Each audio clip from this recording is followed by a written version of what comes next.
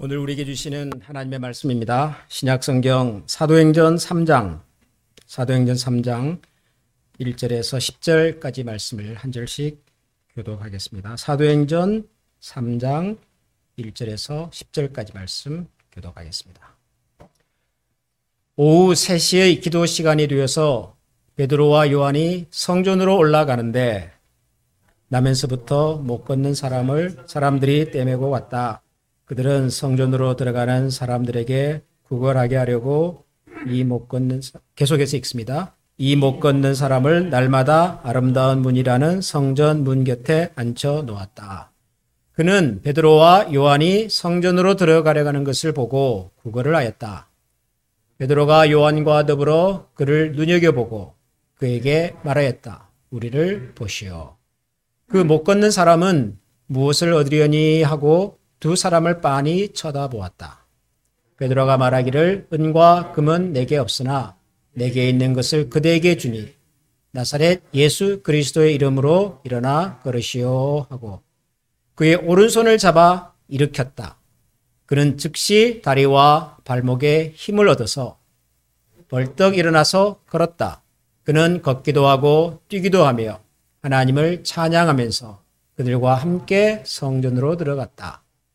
사람들은 모두 그가 걸어다니는 것과 하나님을 찬양하는 것을 보고 또 그가 아름다운 문 곁에 앉아 구걸하던 바로 그 사람임을 알고서 그에게 일어난 일로 몹시 놀랐으며 이상하게 여겼다. 아멘. 큰 도시에 가보면 자동차를 운전하고 가다가 종종 길에서 사람들이 도움을 기다리는 분들, 그런 분들을 보게 되지요. 홈리스 피플이라고 하는 분들이 많습니다. 우리가 살고 있는 클리블랜드에서는 그렇게 많이 보기는 어렵지만 그래도 다운타운이나 종종 신호를 대기하고 있다가 보면은 가까이 다가와서 도움을 요청하는 이런 분들을 만날 때가 있습니다. 여러분, 이런 분들이 여러분 곁으로 다가오면 되게 어떻게 하십니까? 우선 좀 부담스럽죠? 분명히 좀 불쌍한 사람인 것 같은데 도움이 필요해서 저러고 있을 텐데 라는 생각이 드니까 뭔가라도 좀 도움을 줘야 되겠다 이런 생각이 들지만 또 다른 한편으로는 왜 저러고 살지? 내가 보니까 건강해 보이고 멀쩡해 보이는데 어디 가서 일을 좀 하든지 그러면 될 걸 왜 저러고 사나 이런 생각도 들지요. 또 대개 이런 홈리스 피플들이 예를 들어서 드럭이라든가 알코올이라든가 이런 문제를 가진 분들이 많기 때문에 어려운 것은 알겠는데 그렇다고 적극적으로 도와주고 싶은 마음도 그렇게 많지는 또 않습니다.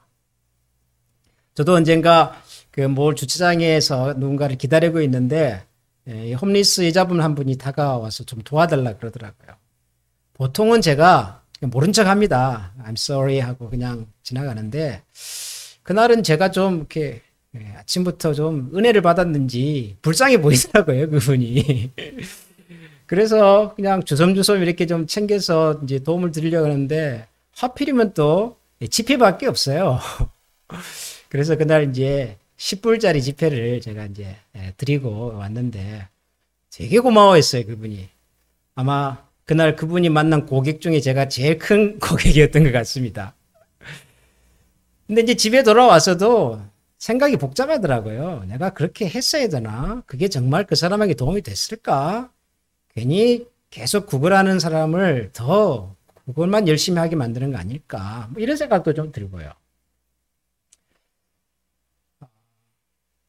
이런 분들을 볼 때마다 우리가 여러 가지 생각을 좀 해보게 되는 것 같습니다. 물론 어떤 분은 일하고 싶어도 일할 수 있는 능력이 없어서 환경이 못 되어서 병이 있다든가 여러 가지 장애를 갖고 있어서 그럴 수 있는 분들도 저는 있다고 보고요. 그러나 또 그것이 습관이 돼가지고 살아가는 사람도 있겠구나 하는 생각도 듭니다. 오늘 우리가 읽은 이 사도행전 3장에 보면 베드로와 요한이 기도하러 성전에 올라갔다가 성전 출입구 미문이라고 하는 문 앞에 앉아 있는 누군가 도움을 구하면서 살았던 한 사람을 만났습니다. 이 사람은 태어나면서부터 걸을 수가 없었던 사람입니다. 그러니까 분명한 장애를 가지고 있는 사람이지요. 일을 하고 싶었겠지만 일할 수가 없어서 할 수 없이 누군가의 도움을 받아서만 살 수 있는 그런 사람이었습니다.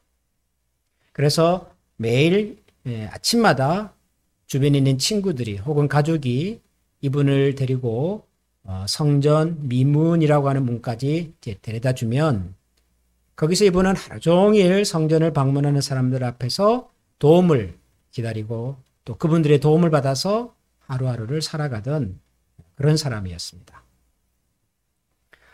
그런데 어느 날 이 사람 앞으로 베드로, 요한 두 사람이 다가갔습니다.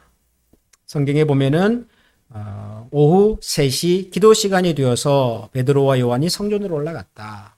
그러니까 베드로와 요한이 정기적으로 기도하는 시간이 있었던 것 같고 그 시간에 맞춰서 성전에 올라갔었습니다. 이 성전 미문에 앉아서 사람들을 이렇게 기다리고 도움을 기다렸던 이분도 아마 매일 이 미문으로 왔을 것 같아요. 그러니까 매일 왔었는데 베드로와 요한도 어쩌면 매일 봤을 텐데 그날은 유독 이분이 좀 다르게 보였던 것 같아요. 그래서 베드로와 요한이 성전 미문에 앉아서 도움을 구하고 있었던 이 사람에게 다가가서 이런 말을 건넸습니다. 나를 좀 보십시오. 나에게 은과 금은 없습니다. 그러나 내게 있는 아주 소중한 것이 한 가지 있는데 그것은 바로 나사렛 예수 그리스도이십니다. 그러면서 나사렛 예수 그리스도 이름으로 내가 명하노니 일어나 걸으시오. 그렇게 말을 했어요. 굉장히 뜻밖의 장면이 지금 연출이 됐습니다. 이 성전 미문에 앉아서 성전을 방문하는 사람들을 향하여 늘 도움을 구했던 이 사람들이 기대하는 것은, 이 사람이 기대했던 것은 단 한 가지입니다. 좀 사람이 나를 불쌍히 여겨서 좀 나에게 넉넉하게 도움을 좀 주면 좋겠다. 동전을 주든지 지폐를 주든지 먹을 것을 주든지 아무튼 성전을 찾아온 사람들이 나에게 뭔가 도움을 좀 주면 좋겠다. 그거 한 가지 기대하고 온 겁니다. 이분은. 평생을 그렇게 살았고요. 지금도 그것 때문에 성전 미문에 와 있는 거고 아마 특별한 일이 없으면 내일도 모레도 계속 그 일을 할 거라고. 이 사람의 기대와 관심은 성전에 찾아오는 사람들이 나에게 뭔가 도움을 주는 겁니다. 그런데 베드로, 요한이 이 사람을 보고는 전혀 뜻밖의 얘기를 했습니다. 은과 금은 나에게 없습니다. 돈은 없습니다. 그 말이죠. 돈은 못 줍니다.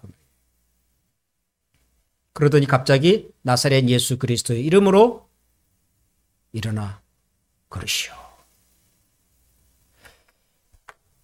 아마 이 사람이 좀 이상하게 생각을 했을 것 같아요. 처음에는. 아니 뭐 돈이 없으면 그냥 지나가든지 돈도 없으면서 나한테 무슨 뭐 도움을 주겠다는 건가. 뭐 이런 생각을 했겠지요. 그런데 이 베드로가 나사렛 예수 이름으로 일어나 걸으시오 말만 한 게 아니라 그 말을 하고 난 다음에 실제로 이 사람의 손을 붙들고는 일으켜 세웠습니다. 그런데 이 사람이 일어났어요. 이 사람은 태어나서 한 번도 걸어본 적이 없는 사람입니다. 뭐 어떤 문제가 있었는지는 모르겠지만 자기 스스로 일어설 수 있는 힘이 없는 사람입니다. 사람이 일어서려면 근육도 필요하고요. 관절도 건강해야 되고 뭐 이렇게 돼야 되는데 한평생 걸어본 적이 없기 때문에 근력도 관절도 이 사람을 일으켜 세울 수 있는 신체적인 조건이 하나도 갖춰지지 않은 사람이에요. 누가 이렇게 잡아서 일으켜 세워주면 겨우겨우 일어설 수는 있어도 금방 주저앉습니다. 여러분 우리가 왜 교통사고나 갑자기 큰 사고를 만나가지고 오랫동안 병원에 있다가 이제 재활치료를 해보면 못 걸어요 혼자서. 누군가가 부축을 해줘야 걷지 않습니까? 그것도 그 사람이 나를 놓아버리면 그냥 쓰러진다고요. 이분이 그런 사람입니다. 한평생을 걸어본 적이 없기 때문에 스스로 일어설 수가 없어요. 누가 이렇게 세워줘도 금방 주저앉을 수밖에 없어요. 그런데 이날 베드로가 나사렛 예수 이름으로 일어나십시오 라고 말한 다음에 이 사람의 손을 붙들고 일어나 세워줬는데 일어섰어요. 손을 놨는데 넘어지지 않았어요. 이상하다고 생각이 들어서 발을 한번 옮겨봤는데 다리가 움직이는 거예요. 걸을 수가 있는 거죠. 한 걸음, 두 걸음, 한 걸음, 두 걸음 걷기 시작하더니 한번 뛰어볼까? 그 생각으로 사람이 좀 더 빨리 걸어보니까 걸음이 빨라지기 시작했습니다. 뛸 수가 있게 되었습니다. 굉장한 일이 일어난 거죠. 이 사람이 상상도 못한 일이 일어난 겁니다. 나에게 좀 도움을 주고 돈이라도 몇 푼 주고 좀 그러면 되는데 그거면 충분한데 이것이 그 사람이 기대하는 가장 큰 기대와 소원인데 베드로가 갑자기 자기 손을 붙들고서 이렇게 세워주더니 걸어보니까 걷게 된 겁니다. 뛸 수가 있게 된 겁니다. 깜짝 놀랐죠. 그래서 사람이 너무 신기하고 너무 놀랐고 너무 기뻐서 막 뛰면서 하나님을 찬양했다. 성경에 그렇게 기록이 되어 있습니다. 여러분 여기까지만 읽으면 성경에 나오는 병을 고침을 받은 사람들의 다른 이야기들과 크게 다를 바가 없습니다. 예수님께서도 종종 나면서부터 걷지 못했던 사람, 태어나면서부터 볼 수가 없었던 사람, 38년 동안 한 번도 움직일 수 없었던 사람, 이런 사람들을 고쳐준 적이 있습니다. 중풍병에 걸려서 스스로는 움직일 수 없었던 사람을 친구들이 침상채 메고 왔더니 예수님께서 그 사람을 고쳐주신 적도 있지요. 그러니까 성경에 보면 예수님께서 고쳐주신 병을 고쳐주신 많은 사람들의 이야기와 크게 다르지 않습니다. 그런데 오늘 우리가 읽은 이 사도행전 3장에는 아주 특별한 내용이 한 가지 더 기록이 되어 있어요. 어쩌면 이것이 핵심일지도 모르겠다. 그런 생각이 들었습니다. 그게 뭐냐면 8절을 보시면 베드로가 그 사람의 오른손을 잡고 일으켰더니 다리와 발목에 힘을 얻어서 벌떡 일어나서 걸었다. 그는 걷기도 하고 뛰기도 하며 하나님을 찬양하면서 그다음 뭐예요? 그들과 함께 성전으로 들어갔다. 일어선 이 사람이, 걸을 수 있게 된 이 사람이, 뛸 수도 있게 된 이 사람이 그들과 함께, 베드로와 요한과 함께 어디를 들어가요? 성전에 들어갔답니다. 성전에. 여러분, 성전에 왜 갔을까요, 이 사람이? 한 번도 걸을 수가 없었던 사람, 평생 장애를 가지고 있어서 자기 힘으로는 걸을 수가 없는 사람이 누군가의 도움을 받아서 걸을 수 있게 됐습니다. 드디어 자기 발로 걷고 뛸 수가 있게 됐어요. 얼마나 놀랐을까요? 얼마나 기뻤을까요? 얼마나 좋았을까요? 자, 여러분이 만약에 병원에 석 달 동안 입원해 있다가 의사는 당신은 평생 걸을 수 없습니다 라고 선언을 했는데도 불구하고 어느 날 다리에 힘이 생기고 재활을 했더니 걸을 수가 있게 됐어요. 부축하는 사람 없이도 내 발로 내가 뛸 수가 있게 됐어요. 여러분 기분이 얼마나 좋으셨겠어요? 얼마나 기뻤었겠어요? 그러면 여러분 뭐 하시겠어요 그때? 당장 전화하겠죠. 예? 가족들에게, 자녀들에게, 부모님에게, 친구들에게 전화해서 야 내가 드디어 걸을 수가 있게 됐다.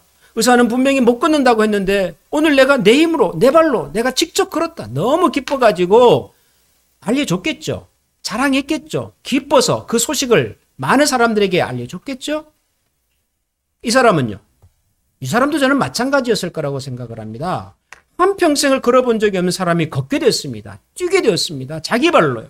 얼마나 기분이 좋았겠어요. 그러니까 기뻐서 하나님을 찬양했다 그러잖아요. 그러면 그 다음에 뭘 해야 되지요?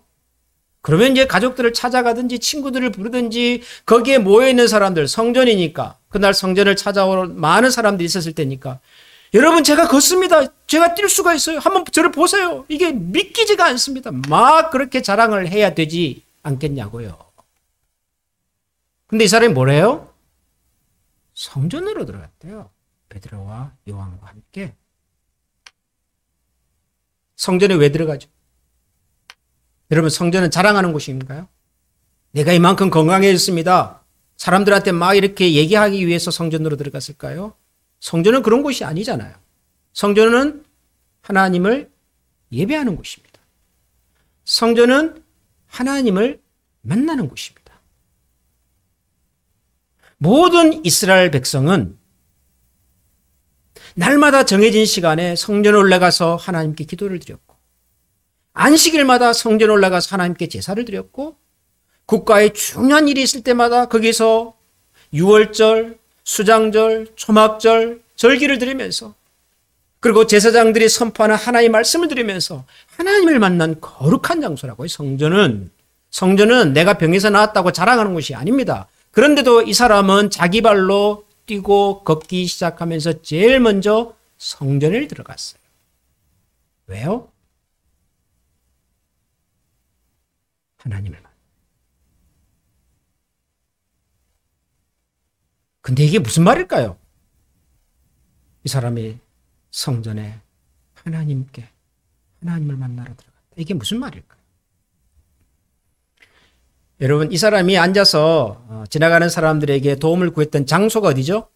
어디에 앉아 있었죠? 남에서부터 걷지 못하는 사람이 성전으로 들어가는데 아름다운 문, 우리 옛날 성경에서는 미문 그랬습니다. 영어 성경에서는 beautiful gate 그랬어요. 미문, 아름다운 문이라는 이름의 문 앞에 앉아서 지나가는 사람의 도움을 구하고 있었어요. 이게 지금 무슨 얘기냐 하면, 여러분 성전 보셨어요? 예루살렘 성전? 사진이나 그림으로 한번 보신 적이 있으시죠? 어떻게 생겼던가요? 정확하게 말하면 지금은 성전이 남아있지 않죠. 예루살렘에 가면 성전은 다 파괴되어 버렸고, 옛날에 이스라엘 사람들이 예배드렸던 그 성전의 서쪽 벽, 그것만 남아 있습니다. 주 70년경에 로마가 이스라엘을 공격해 오면서 이스라엘 사람들의 민족적인 자존심일 수 있는 성전을 무참히 파괴시켜 버렸습니다.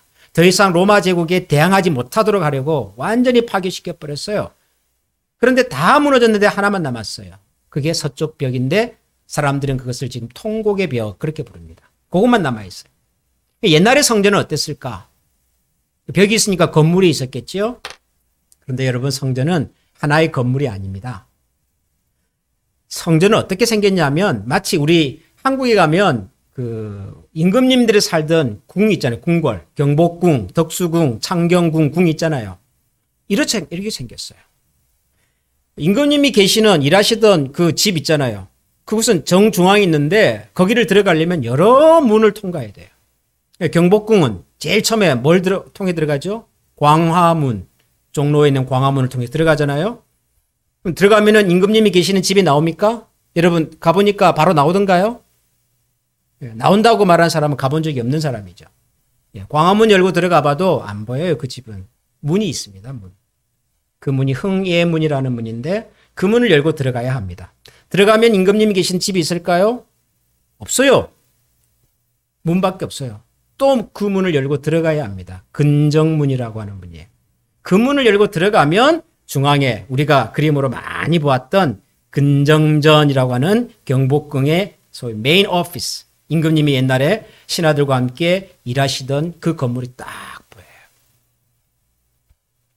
한참을 문을 열고 들어가야만이 임금님이 계시던 곳으로 들어가요.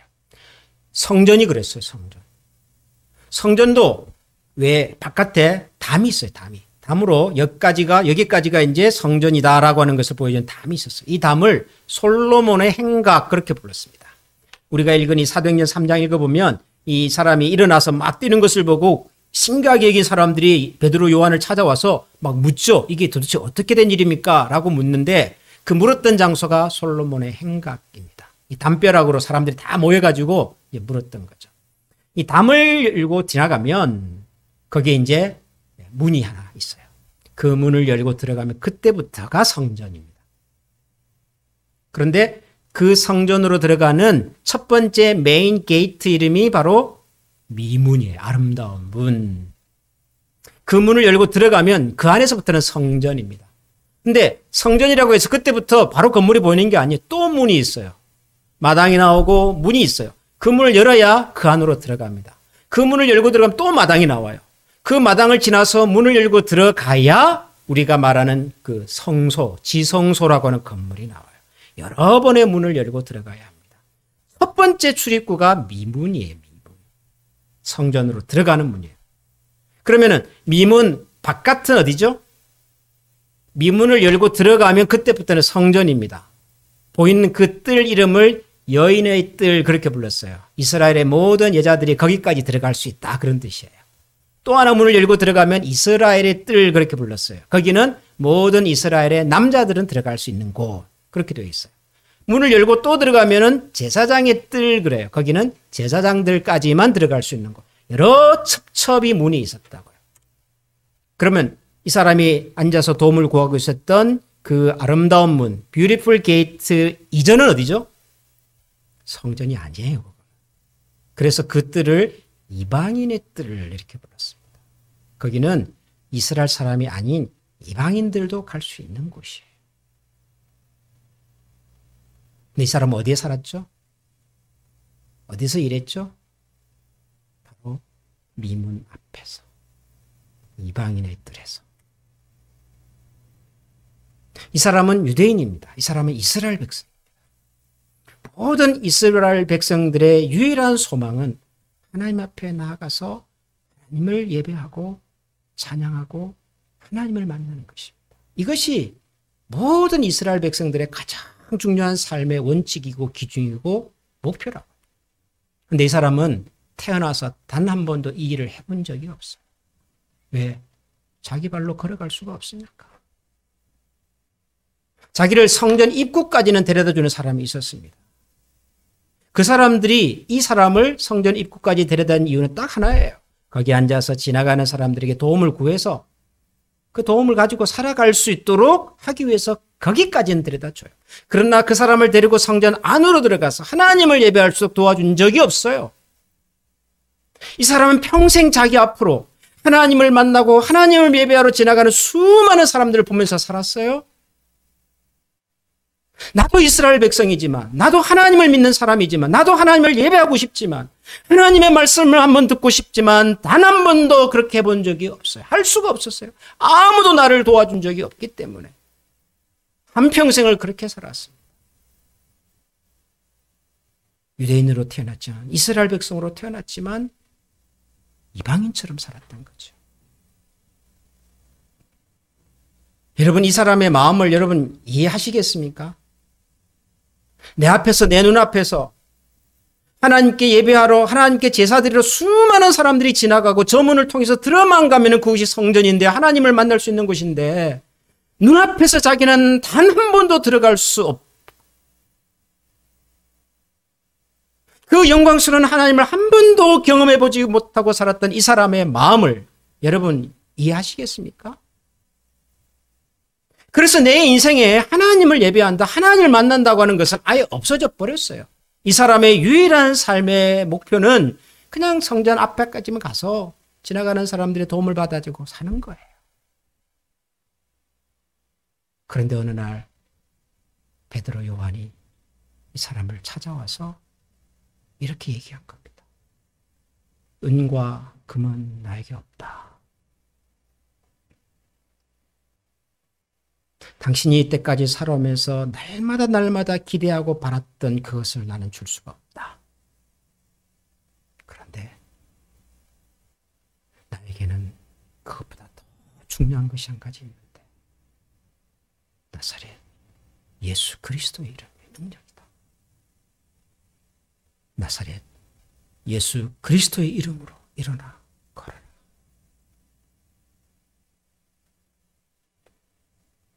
그 사람의 인생이 바뀐 겁니다. 걸을 수 없었던 사람이 걷게 되어서 기쁜 것만이 아니라 신체적인 장애가 나를 가로막았던 내 삶의 모든 장애와 한계와 아픔과 고통과 어둠이 그날 그 순간 그곳에서 사라진 거예요. 우리도 비슷한 경험을 할 때가 있어요. 여러분, 우리가 장애를 갖잖아요. 그게 신체적인 장애든 무슨 장애든 장애를 가지면 처음에는 불편하지요. 뭐 손을 다쳤다, 발을 다쳤다. 근데 그 장애가 해결이 안 되고 평생 나에게 아픔으로 나오면 그 장애가 나를 심리적으로, 인격적으로, 정신적으로 병들게 만듭니다. 그죠, 여러분? 그래서 장애를 가진 분들을 만나서 대화할 때 참 조심해야 되는 거가 우리가 생각하는 것보다 훨씬 깊은 아픔과 상처를 가지고 있어요. 우리 별 생각 없이 던지는 한마디 말이 그분들에게는 굉장히 큰 아픔과 부담으로 다가갈 때가 있어요. 정말 그래서 말을 조심해야 돼요. 저는 목회자이기 때문에 정말 이 부분에서 참 조심하려고 애를 많이 써요. 제가 하는 이야기 속에 제가 설교를 할 때 사용하는 단어나 표현들이 이렇게 공적인 표현이기 때문에 제가 평소에 개인적으로 사용하는 말이 나도 모르게 나올 때가 있잖아요. 그런데 그 말의 어떤 표현이 어떤 사람에게는 상처가 되고 아픔이 되더라고요. 제가 그런 이야기를 많이 들었어요. 굉장히 조심스러워. 그러니까 장애를 가지고 살아보면 사실 우리가 그래요. 매사에 그렇게 참 이렇게 예민해지고 민감해져요. 장애, 신체적인 장애 때문이 아니라 그로 인해서 생긴 내 삶의 인생의 많은 장애와 한계와 어둠과 고통들이 그게 나를 더 힘들게 만든다고요. 아마 이 사람이 그랬을지 몰라요, 이분이. 못 걷는 것도, 가난한 것도, 사람들의 따가운 눈총을 받고 사는 것도, 무시받는 것도 힘들었겠으나 하나님을 한번 제대로 불러볼 수 없었던 인생. 그런데 어느 날 베드로와 요한이 자기의 그 문제를 건드린 거예요. 그 문제를 풀어준 거죠. 16절을 보면은 사람들이 베드로 요한을 찾아와서 이게 어떻게 된 겁니까? 라고 막 물으니까 베드로가 대답을 하는데요. 여러분, 우리가 한 게 아닙니다. 이게 지금 예수님의 이름의 능력이, 예수님의 이름을 믿는 그 믿음의 능력이 이 일을 일으켜냈습니다. 라고 하면서 이것은 그의 이름을 믿는 믿음을 힘입어서 된 것인데 온전히 성하게 했다. 여러분 앞에서 이렇게 온전히 성하게 했다. 이 굉장히 독특한 표현을 썼어요. 그냥 나았다, 일어섰다, 고쳐졌다가 아니라 이 사람을 completely, 이 사람의 인생을 온전히 전인적으로 고쳤다. 그렇게. 여러분, 구원이 뭡니까? 하나님이 우리를 구원하기를 원하시는데요. 여러분, 우리를 어떻게 구원하기를 원하실까요? 병을 가진 사람은 병에서 고침을 받기를 원하시겠죠.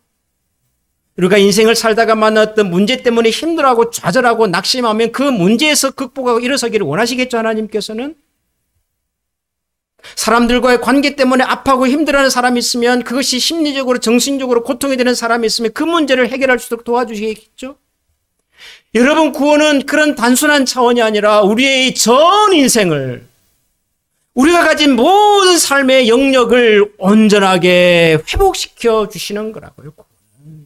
신체적으로도 우리를 고쳐주실 뿐만 아니라 정신적으로도 우리를 건강하게 만들어주실 뿐만 아니라 사람들과의 관계 속에서 가졌던 수많은 아픔과 좌절과 스스로에 대한 자격지심과 나도 내가 싫을 때가 있잖아요, 여러분. 가끔 내가 왜 이렇게 태어났을까?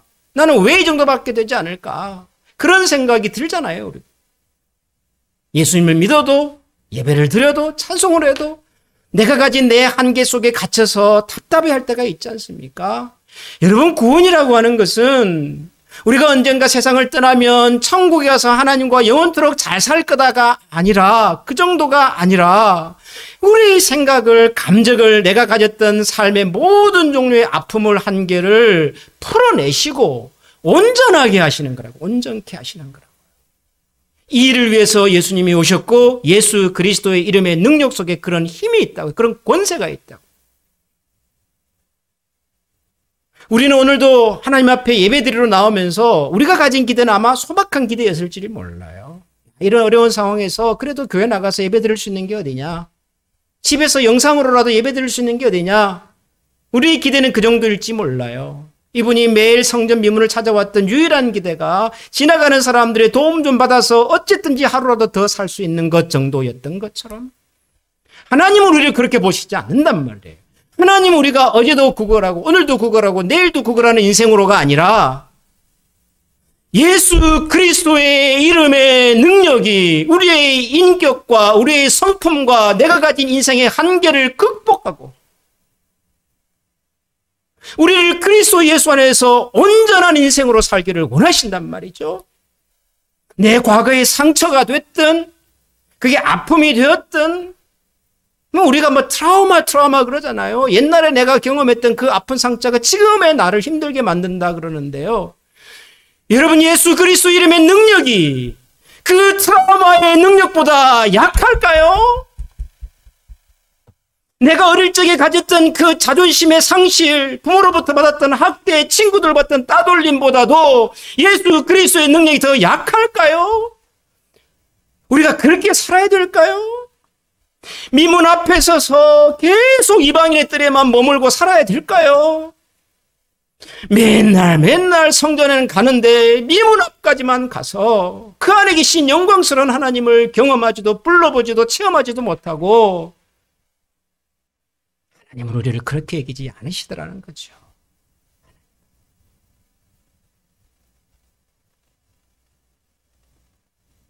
오늘도 우리가 하나님 앞에서 뭘 기대하고 나왔든 하나님은 우리가 기대하는 것보다 훨씬 크고 위대하신 하나님이십니다. 저는 그 하나님께서 저와 여러분의 인생 속에 한 걸음 더 들어가실 수 있기를 기대합니다.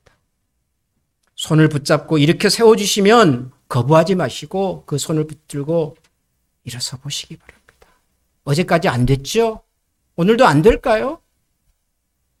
되게 하시는 하나님을 우리가 기대하고 나사렛 예수 그리스도의 이름의 능력이, 그 이름을 믿는 믿음의 능력이 저와 여러분의 삶을, 우리가 처해 있는 이 한계와 아픔과 어려움 속에서 다시 일으켜 주시고 온전케 해주시기를 기원합니다. 여러분, 이 시간에 우리 같이 한번 기도하십시다. 하나님 앞에 기도해도 달라지는 것이 없다. 하나님 앞에 예배를 드려봐도 변하는 것이 없다. 괜히 넋두리만 하는 것 같고 내 인생만 더 서글퍼지는 것 같다. 여러분, 이런 생각이 혹시 드십니까? 오늘도 별 기대 없이 그냥 습관적으로 혹시 교회에 나오셨고 혹시 예배 앞에 나오셨습니다. 그런 하나님께서는 우리가 우리를 바라보는 것보다 훨씬 큰 기대와 훨씬 아름다운 계획을 가지고 계십니다. 은과 금은 내게 없지만 내게 있는 것으로 너에게 주노니 나사렛 예수의 이름으로 일어나 걸으라고 말씀하시는 주님의 음성을 우리가 기억하고 여러분의 한계를 이 시간 하나님 앞에 올려드리고 우리의 손을 붙들어 주실 때 그 손을 의지하고 다시 일어설 수 있는 용기를 달라고 기도하고, 그리고 우리도 일어서서 뛰면서 하나님을 찬양하면서 성전 안으로 들어가 살아가는 인생이 되고 싶다고, 그렇게 되게 해달라고 이 시간에 한번 다 같이 하나님 앞에 기도하겠습니다. 다 같이 기도하겠습니다.